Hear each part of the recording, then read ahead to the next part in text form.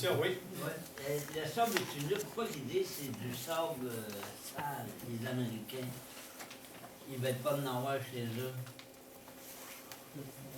C'est plus Marc qui pourrait répondre. Quand tu as abordé le sujet, c'est parce que le pétrole qui est issu des sables bitumineux, ça demande beaucoup d'énergie, ça génère beaucoup de gaz à effet de serre. C'est pour ça qu'on considère qu'il est sale. En fait, c'est qu'il est, pour le climat, il est très nocif. C'est un pétrole qui est plus nocif que la plupart des pétroles qui sont extraits sur la planète. Ah. Le Nebraska aussi. T'en rappelles-tu, Marc? Le Nebraska qui veut pas l'avoir. Il passe par le Nebraska, puis il y a des terrains.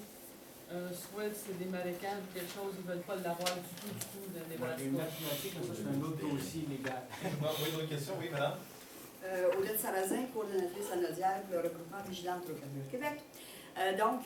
C'est qu'il y a eu des dépôts, les demandes pour être aux audiences ont eu lieu au mois de mars en 2015.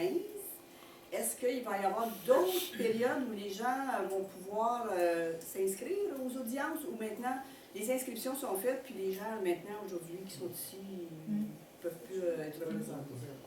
En ce moment, quand ils ont fermé les audiences, nous, ce qu'on a... J'ai un début de rhume. Oui, je m'en ai levé. Je suis une citoyenne, hein, donc quand les audiences, au mois de mars, on a fait nos demandes d'audience, ils nous avaient indiqué que c'était ça et ça finissait, il n'y en avait plus. Il y a eu on a entendu parler qu'ils réouvraient les demandes, mais de manière individuelle. Donc, les demandes qu'on a faites au mois de mars, c'est ceux qui passaient comme dans une méthode d'évaluation et les individuels vont être vraiment analysés cas par cas, vraiment très spécifiquement. C'est ce que l'ONU nous a indiqué quand on a posé la question s'ils acceptaient encore les demandes. Donc, ils acceptent encore des demandes, c'est juste que l'évaluation se fait beaucoup plus pointue. De ce qu'on nous a dit, c'était un peu plus pointu, cette évaluation-là. On peut toujours s'essayer, mais C'est ça. c'est à l'office de décider si oui ou non il accepte. Puis pour contester un refus, c'est pas facile. C'est répondu? Oui. De quel d'autre? Monsieur ici. OK. Vous avez dit au début que les propriétaires négocient de gré à gré et vous avez marqué expropriation. Ça ne devrait peut-être pas être le terme expropriation, mais plus une servitude que les Trans-Canada négocient avec les propriétaires. Il y a des expropriations où il va y avoir des stations de pompage. Parce que là, ils achètent les terrains. Mais sauf, pour le passage de l'oléoduc, lui, c'est des droits de passage. La question que je vais suggérer aux propriétaires, moi, si Trans-Canada vous offre, mettons, 40 000 pour passer sur votre terrain ou 20 000, ça, c'est un montant forfaitaire qu'on s'entend pour 40 ans. Moi, je recommande aux propriétaires d'exiger ce montant-là annuellement. Périodique, comme vous avez dit. 40 fois plus. Oui, périodique. Parce que si dans une journée, il passe 1 million de barils, le coût du pétrole est à 42$, mais le chiffre d'affaires de la compagnie est de 42 millions. Si ça coûte 8$ du baril pour le transport, Trans-Canada fait 8 millions par jour. Je pense que 40 000$ par année, à toutes les années, c'est pas beaucoup pour les propriétaires s'il y a de la chaleur et il y a des problèmes sur son terrain. Moi, j'ai recommandé à plusieurs propriétaires que j'ai rencontrés, dont un, c'est 800 pieds de long, qui a changé 1000$ du pied. Bon, ça l'a fait réfléchir, le monsieur. Je pense que vous avez terminé. Oui. C'est sûr que le plus intéressant, là je sors encore de mon domaine d'expertise, mais c'est d'avoir une redevance sur ce qui passe dans le pipeline. C'est-à-dire, moi, je reçois de l'argent pour chaque litre. Fine, c'est encore mieux, parce que vous êtes encore plus lié à la compagnie, à leur profit, etc. Mais c'est difficile à négocier. J'en connais pas qui ont réussi à négocier ça.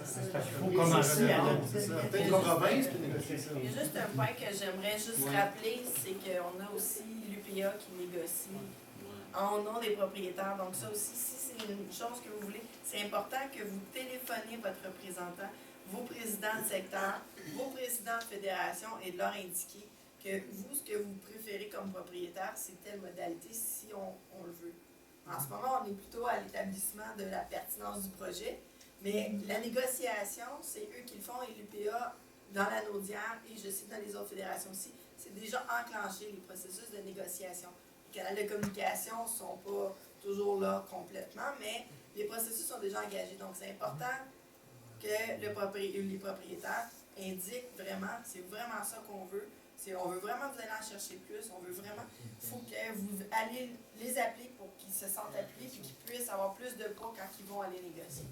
Et là, si je ne me trompe pas, l'entente entre PA et l'entreprise, c'est pas rendu public.